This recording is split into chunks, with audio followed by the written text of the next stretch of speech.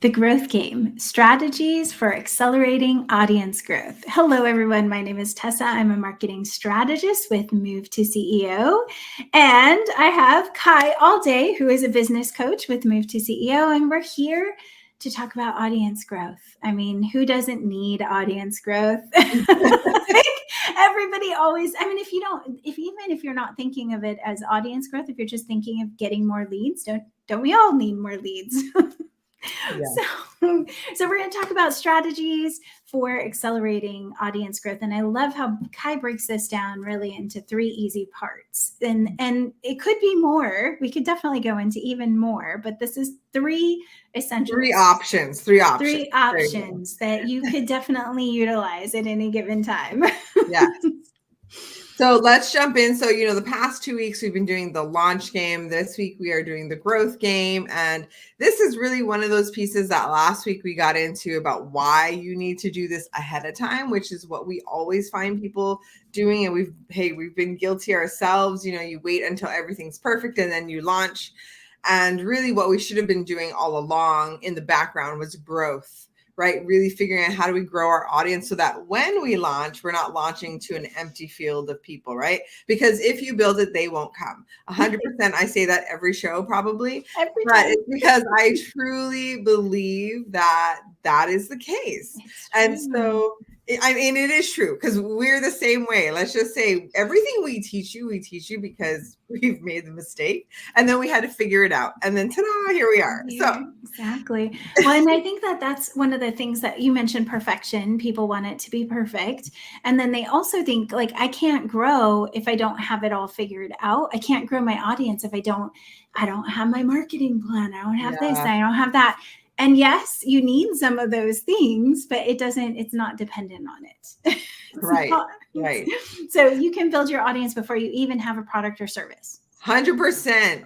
If anything, you didn't take away anything else from today, that's the one thing you should take away. Start building your audience before you have anything to sell. It helps you, first of all, with figuring out what you're selling. It helps you with language. It helps you with understanding the person that you're really targeting. Also, here's the thing that people don't often think about is that messy beginning in the very, where you're kind of like, I don't really know what I'm going to sell. I want to do this. All of those things you won't actually know until you do.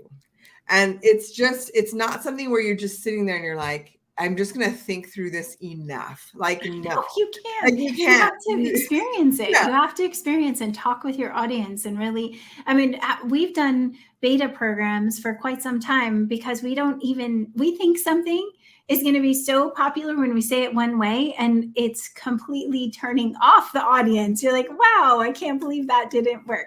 You won't know unless you try, and you have to try somewhere. And why not try? And the audience early growth, you don't have to be perfect. So try some things. And they're usually just so much kinder because you think like everyone's going to start trolling you all of a sudden. And that really doesn't happen until you actually get popular or you're saying something that means something, right? And so that's something to always take into account when you are saying something that goes against the grain. That sometimes, we all know there are people out there that you disagree with, right? But it gets your attention. It's the same thing the other way. There are people that you wholly agree with that other people are like, no way are they saying this? But it gets your attention. But they had to figure out their voice. They had to figure out who their audience was. They had to figure out all of these things in the messy stages, which are early on, where you're starting to build that audience, and they're usually much kinder to you at that stage. You're not getting a lot of the people who are like, oh my gosh, I want to be mean to you. That's typically not what happens. No, you got to make some friends too. And that's really all 3 strategies that we're talking about today. They all have to do with making friends, guys. Yes. So I'm sure you guys are like, okay, stop jibber jabbering, get on to it. So here we go. So here are 3 strategies that we almost always suggest. If you do all of them, great. If you can only focus on one, that's 100% fine. And we're going to give you some tips of when to focus on which and why, right? So the very first one, and this is one that people hear me talk about all the time, and it is collaboration. Collaboration. Yes. Like I am 100% a huge fan of collaboration. This is how I built my business when I first started. It was really getting into these summits. You know, I would speak for free on places like in a summit, on a webinar, whatever it was. I was more than happy to speak, and I still am, because it's such a great great way to get in front of somebody else's audience. So now when I say collaboration, there are a few things that people think of. And when I talk about collaboration specifically, I am talking about borrowing somebody else's audience. Now, obviously that's with their permission. So I'm not going in any back channels trying to get in front of their audience. I am working with this person who probably has a complementary service. So not identical, but complementary, something where we would service the same client, but we meet a different need of that client, right? So we have the same muse, but we are both offering a different, you know, end product, I guess you would say. So I always think of Tessa when I think of this. And so, for example, Tessa is a marketing strategist. I am a business strategist, right? Perfect. I do business coaching. She does marketing. We serve the same exact client, like the same person that she would speak to, I would speak to. So if she had like this audience and I didn't know Tessa, I would approach her and be like, hey, I would love to talk to your audience about, you know, like something that's in line with marketing, but specific to business coaching, right? And then I would be able to borrow her audience and vice versa. And sometimes people don't do this because they're like, oh, I don't have an audience. I didn't have an audience. If you went to my Instagram right now, my personal one, I still don't have an audience. I have, I don't know, a few hundred, but nothing epic. And that's because I didn't build my business on social media. I built my business through collaboration, creating lead magnets that ended up in an email funnel. That's how I built my business, speaking on stages, you know, borrowing somebody else's platform and getting in front of their audience. Okay, so collaboration for me is number one. Tessa, do you want to add? Oh, I just have to add a little bit because I love collaboration. My largest clients, even to date, are through collaboration efforts. And again, it's that peanut butter and jelly audience or peanut butter and jelly industries that go well with you, that you don't conflict. But you can do a lot in building relationships first on, say, LinkedIn. You don't just necessarily go straight to the person and say, hey, I want to collaborate. You make friends and you compliment. We have a whole C method, which I highly recommend the Muse. You grab our Muse worksheet, which is movetoceo.com/muse. But that talks about how to observe, how to study, then engage, then start, educating, but not really educating these people. But you do quite a few steps before you even get to the part where you're going to ask about that. But some of my biggest clients have come as a result of collaborations. And for sure, that's the way that I build my business too, is collaboration. But it kind of intermixes with all three of these. So I have something really cool that I'm going to show you guys. I just want to put a mental pin in the fact that we will show you some of those examples in a little bit. Yeah. So the next thing, which you tell me which one you have for number two, because we are both like, which one? I have number two is social media. I have social media, but this is just it's a little bit different. It's not just doing social media. So I'll let Kai explain. So when we go through all of these, there are a few things to think about. Number one is, what is your timeline? So for collaboration, let's say that I'm going to be launching in like 1 to 2 months, something that's close by. Typically, I would tell you this is a bad move. But let's say that you don't have a lot of time. Collaboration is one of the quickest ways that you can get in front of other people's audiences. You can get in front of people to sell the thing. And this is not like, hey, I'm going to get on your show, I'm going to sell. I just mean that you can position yourself and start to get to know this other audience, bring them into your emails, nurture them. And then you can, be like, hey, I have this thing that I think you would love. That's right in line with why we even met in the first place, right? Mm-hmm. So collaboration is typically the quickest. Well, I'd say on this list, it's the second quickest.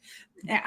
And we'll get to that. So it's the second quickest way to build your audience. Now, the second one that we're talking about right now, social media, this is the longest. Yeah, this is long game. Okay. Yeah, a lot of people like, I just need to put social media up and everything's going to be better. No, that's not necessarily. Literally, honest to God, we hear that so often. Like, I just need somebody to do my social media. And everybody thinks of social media when they're like, I need more leads, I need more sales, I need a bigger audience, and it kills me inside because neither of us have built our business on social media. And while we do social media for other people and we strategize for social media, for us, social media is 100% the long game. It is a place where people can get to know you. They can get to know your style, your personality, your quirks. Do I really agree with this person? Do I not? Is this somebody that I would want to be in their world? Am I not? That's really what social media is about. It's about building communication, or not communication, sorry, community and relationship. That is what we use social media for. It's staying top of mind. It's like, if you came, and I've had people do this, they Google me, they come to my website, they go check out my social media, and then maybe they come across another post of mine, which isn't always organic, because I would prefer to do a retargeting ad as opposed to because then I know they're going to see it and it's tracked. Okay. But let's just say social media is staying top of mind, and it's also social proof. So you're putting out testimonials or case studies, or, your expertise is shining through that, which is what you're building that relationship with, even if it's a very one way, right? They're observing you. Maybe they are, maybe they aren't. Maybe they're just scrolling, but it's definitely building a relationship if it's done right. And then, of course, exposure. So it's giving you exposure to new people if you can do it, where Kai says this a lot of the time about shareability of your posts. Like, you don't build posts just to put them up. You want to build a post that people are willing to engage with or willing to share. Tag. I think you had the best example ever, which was the movie theater, and like which friend do you need? You say it. So the movie theater, scary movie. So it's like, a lot of people, a lot of us, even myself, focus on who liked the picture, right? And at the end of the day, it doesn't matter who liked it. Doesn't actually, like, unless you have millions of followers and it's something that goes viral, which I know everybody's shooting for, don't do it. It actually doesn't matter. What matters is shareability. Like, if I had to look at a metric on social media, it would be shareability 100%. Why? Because that is like me going to Tessa's post and I see her post. I'm like, oh my gosh, this is so good. So that's one person seeing her post. Right. And then I'm like, I'm going to share this post with my audience. So now it just got in front of me, one person, but I now share it with my audience, however many hundreds of people that see it, the 4% of that. And then one of them sees it and then they share it. So think of it like virtual word of mouth. That is what shareability is like. So the hope is that you are creating things that are shareable. So what we were talking about is, a lot of people, we put up, and I do the same thing. You put up stuff and you want to share your knowledge with people. You want to, like, yeah, this is a mic drop moment. And at the end of the day, people see that and like, oh, that was really good information. Scroll past, right? And so what you want to do is, how do people share? Really think about that for a minute. People share because it reminds them of someone. It elicits some type of feeling that they want to share. Maybe it made them laugh. Maybe it made them really think about something. It was something that they were like, wow, my mind is blown. And everyone should know this, right? These are a few reasons, right? So one of the examples that she's talking about is not my example. I don't remember where I got it from. So I'm sorry, whoever shared this, but they were talking about how you do know who it is. It's the 1 million followers, or yes, your fans, right? Something like that. But anyways, he's talking about it in his book. That's where it was. And he talks about how, if I'm going to share a movie and I just show you this movie, and then I'm like, okay, I hope everybody comes and sees this movie. And like a trailer. If you just share a trailer, that's one thing. Yeah, it's like, okay, that's like just trying to get likes and making it popular on your own. But if I share this trailer and it's like a horror film, and then you put something like, share this with a friend who hates horror films, or tag somebody that this would scare the pants off of, and so you think it's going to be funny, so you do that, right? You're giving them a reason for them to share, not because I'm smart, share my stuff, but because it impacted them emotionally in some way, I love and it's it. going to affect their friends in some way. I That love the last part about it's going to scare the pants off of someone too. That one's so funny because you do have that friend like me. Kai has that friend, like she could send something to me. I'm like, ew, no, I can't watch it. It has clowns, whatever. Yeah, 100%, right? So we all have those. But, that's what we do social media for. So just a quick run through. We had number 1, collaboration. This is really where you're pairing up for impact. You are expanding your reach faster. This is the second fastest on our list that we're going through. And it also gives you credibility because somebody is allowing you, they're saying, hey, I know this person and I would love to share this person with my audience. Instant credibility right there, right? Number 2 is social media. This is the long game. And this is something that we suggest everyone just do in the background, even if it's not your primary way of getting people right now. You are building it up, trying to stay top of mind, creating social proof and sharing social proof, and giving yourself opportunities for more exposure. Yes. And you have to prime content in order to do ads. So if you're thinking, I'm just going to do ads, I don't need to have social media posts, you will look like a fake account if you don't have at least something up there. So there you go. And number 3 for networking, which is actually one of my, I think this is really where my business took off in LinkedIn and networking. And then that's why I said it's a little unfair because it's collaboration, very much like collaboration, only it's, you're looking at your LinkedIn account and figuring out who do I have to get in touch with to get to this end person that I want to be in touch with, or who do I have common interests in? I mean, there's so much that we can do around LinkedIn. A lot of people are like, it's boring. I don't want to be on LinkedIn. That's where all the professionals are. So if you're at all targeting people who have businesses or spend money or they have a job. I mean, really, those people are somewhere over in LinkedIn. It doesn't mean that you have to do content over on LinkedIn. It's like you want to build that network of people. Yeah. And one of the tools that I have, and I'll let Kai talk about this, but I was in BNI, which is a networking group, for many years. And it was the number 1 place where I met people and I had a family. And when my whole world fell apart, my networking group was right there with me. And so I just have a huge shout out to BNI for being such a great way for people to find, business owners and refer business. But I'm going to let Kai talk while I share the screen. Yeah, so one thing that I would say, so if you're trying to understand the distinction between collaboration and networking, and they sound the same because in networking, you can collaborate. There are lots of ways that you can collaborate. So when I say collaboration and we're talking about audience growth, I am specifically talking about borrowing someone's audience to speak in front of, to share your, think podcast, think a webinar, think a summit where somebody is hosting, or think of, a conference where you can go and be one of the breakout room speakers, or you're a keynote speaker. These are things that you can collaborate with. And now if you're thinking, okay, in order for me to get into a conference, that's going to take me months. Look, there are also ways to pay to play. Sometimes you do these things and you can pay $300 to get on stage. You have to really understand, what is your timeline? What are your resources? What is your goal? If you don't know these things, then you're kind of just going to go for a mishmash. A lot of people tend to go to social media because, that's what everyone does. And they don't realize, if my timeline is short, that's really not going to help me unless I am using social media to collaborate with somebody who has a large account and I can get in front of their audience. That's still a method of collaboration, even though it's happening on social media. Now, what is the difference between collaboration and networking? So again, collaboration, borrowing an audience. Networking, I have my own, think of 6 degrees of separation. I think it's bacon, right?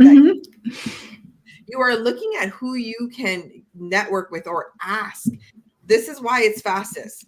If I already have people that I'm connected with, whether it's on LinkedIn, whether it's my friends, my social group, my church group, whatever that looks like, and I ask people and I say, hey, I'm looking for somebody who does this, or I am, I'm starting this up, and I'd love to, do you guys know anybody who could use this kind of stuff? That Yes. is faster. People who know and love you and have used you in some way, your service or something, that's so much faster than me getting in front of someone, applying to get to their summit, paying to play, all that stuff, right? So that's why networking would be number one. Yes. Fastest.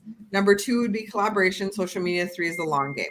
Okay? Yes, absolutely. And this is just a way for you to think of people who might be, would be easily networked with.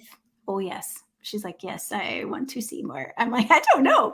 All right, there we go. Is that good? Yeah, there you go. Yes. Okay. So this just has a couple of examples, but if you're in the financial industry, I might be, let's say I'm a banker. I can work with CPAs, insurance, attorney, bookkeeping, charitable, HR, professionals, like all of these. And then marketing, which is mine, right? I'm marketing, but I have a PR person. I have a printer, graphic design. I have a coach, which doesn't show in here. But these are all people who are, again, back to the collaboration. They already know people that would need me. So when you're networking, you can also look at, do I have a person? Do I have someone who's in public relations? Do I have the other pieces to my puzzle that can help me get this, meet people faster? And these, in like a BNI example, you are actually going to a meeting each week and you're trying to find leads for each other. I'm in a program called Trust Equity. We don't do the networking side, but we don't do the lead side, but we do the business piece. There's something for everyone when you're looking to network with people, but it's as easy as going to like Chamber of Commerce. If you want to meet some people, they don't have to be in your audience. Yeah. But I love what Kai said about like, ask. If you don't ask friends and family for help with referrals, like tell them exactly what it is you can help with. Not, I need to sell this. It's, do you know anyone who wants to make a bigger impact on their social media?